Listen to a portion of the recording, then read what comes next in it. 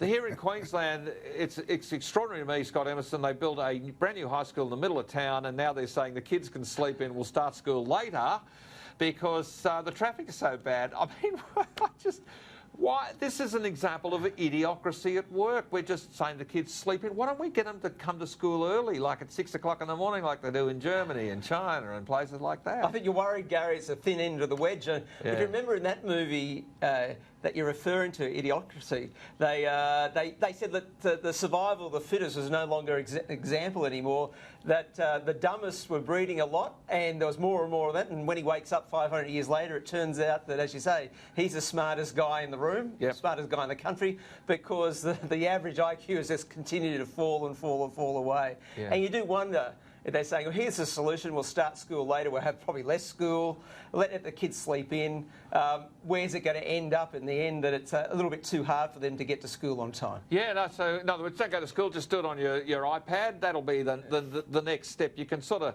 see it coming, Michael. I mean, I seriously want our kids who want to perform and want to do well and want to get good marks, not just marks for showing up, to succeed, because you know what, they're going to run the country.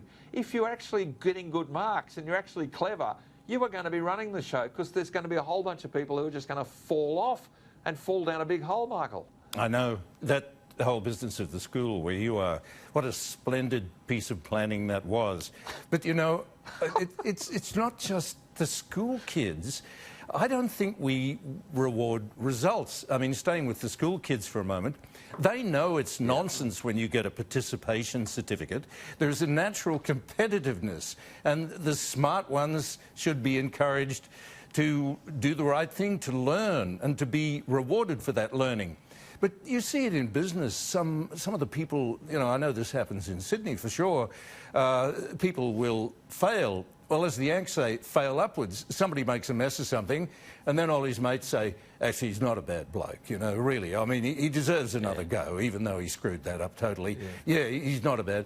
I mean, where...